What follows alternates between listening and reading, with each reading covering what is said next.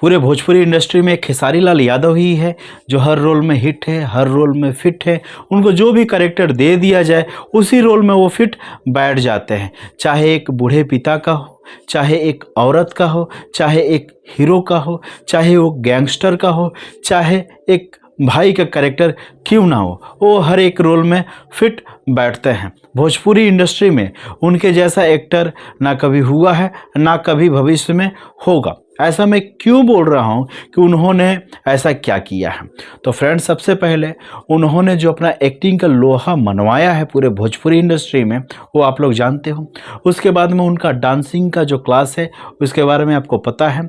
जो भोजपुरी में चलता है, जो भोजपुरी में डांस चलता है, उसके अनुसार खेसारी लाल यादव बिल्कुल परफेक्ट बंदा है। इसके साथ साथ उनकी गायकी है, उनकी पर्सनालिटी है, as a actor, as a hero वो लगते हैं। भोजपुरी इंडस्ट्री में हो या भोजपुरी इंडस्ट्री के बाहर हो, फिलहाल उनका एक गाना आया हुआ है, हरियाणवी सॉन्ग बालम।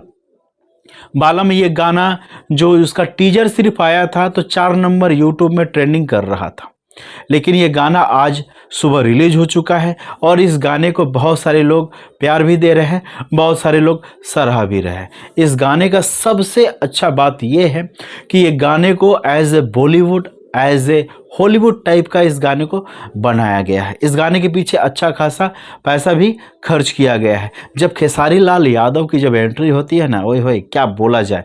जब वो हेलीकॉप्टर से नीचे उतरते हैं तो देखने लायक होता है। जब वो सूट में रहते हैं, जो सिगार फूकते हैं, वो भी एकदम बहुत गॉर्जियस लगता है, बहुत काफ़ी सुंदर लगता है। उसके बाद में जब कसिनो में बैठकर जब वो खेलते हैं वो भी अच्छा लग रहा है। उनके साथ साथ सपना चौधरी भी काफ़ी खूबसूरत लग रही है, काफ़ी सुंदर दिख रही है।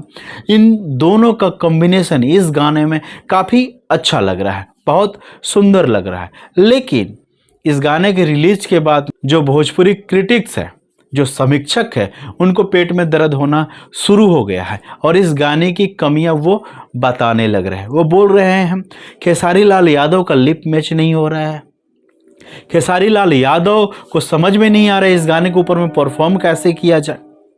उनको पता नहीं लग रहा है, इस गाने में उनको परफॉर्म नहीं करना चाहिए था, भोजपुरी में ही रहना चाहिए था। तो मैं उनको बोल दूं, अगर कमियां निकालने जाओगे तो भोजपुरी की 100% जो गाने बनते हैं, वीडियो सॉन्ग बनते हैं, वो 100% बेकार बनते हैं। वो सारा का सारा बेकार ही होता है। उसमें अगर कमियां निकाला जाए तो 100 में से 90 कमियां उसमें निकलेगा।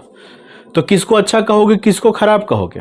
पवन सिंह का एक भी गाना परफेक्ट नहीं होता है, फिर भी उसकी तारीफ तो आप करते हो ना। तो खेसारी लाल यादव की तारीफ करने में पेट में दर्द क्यों हो रहा है भाई। इनका भी तारीफ करो।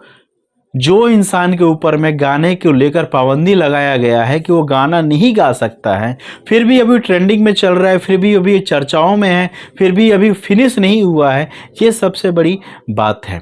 और इसका तकलीफ भाई खेसारी लाल के जो विरोधी हैं उनको लग रहा होगा, उनको पहुंच रहा होगा। तो हो सकता है आप भी उनमें से एक हो, इस वजह से इस गाने को अच्छाई को ना दिखकर बुराई को दिखा रहे हो। गाना अच्छा बना है, मैं दर्शकों को बोलूँगा इस गानों को सुने और ढेर सारा प्यार दें। अगर खेसारी लाल यादव ट्रेंडिंग में नहीं रहते तो हरियाणवी सॉन्ग में उनको सपना चौधरी के साथ नहीं लिया जाता। ये एक अच्छी बात है।